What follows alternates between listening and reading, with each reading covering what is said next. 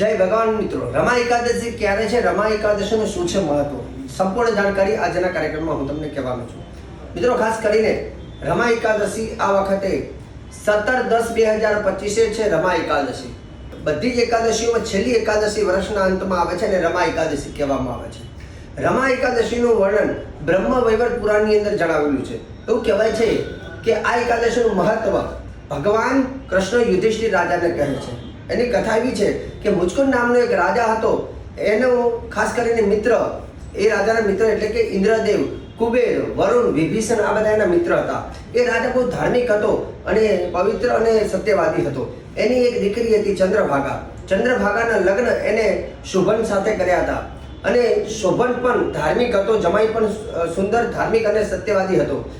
રાજા મુચકુંદ, દીકરી ચંદ્રભાગા અને શોભન જ્યારે ભેગા થાય ત્યારે એ વખતે એકાદશી હતી. રાજાએ એકાદશીનું વ્રત લીધું, દીકરીએ પણ લીધું અને પ્રજાએ પણ લીધું હતું. પણ જે શોભન હતો એ બહુ બીમાર હતો. પણ છતાં એને નક્કી કર્યું કે હું બીમાર છું, છતાં પણ હું એકાદશી કરીશ. પણ એકાદશી કરવાથી એવું કહેવાય છે કે તેનું મૃત્યુ થયું. પણ જો આ એકાદશીમાં એને ભૂખ્યો હોવા છતાં, બીમાર હોવા છતાં એને એકાદશી કરી છે.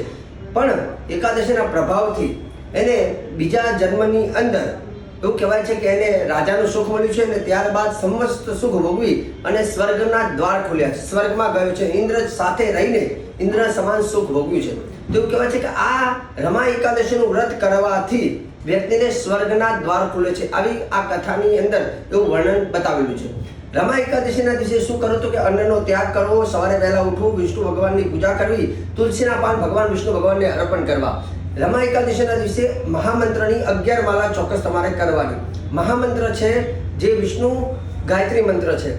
જે મંત્ર આ પ્રમાણે છે: ઓમ નારાયણાય વિદ્મહિ વાસુદેવાય ધીમહિ તન્નો વિષ્ણુ પ્રચોદયાત. આ મંત્રની 11 માળા કરજો. અને તુલસીના ક્યારે રમા એકાદશીની છે સાંજે તમારે 11 દીવા, માટીના પુડિયામાં 11 દીવા ચોક્કસ કરજો, જેનાથી આ એકાદશીનું શુભ પુણ્ય તમને પ્રાપ્ત થશે. જય ભગવાન.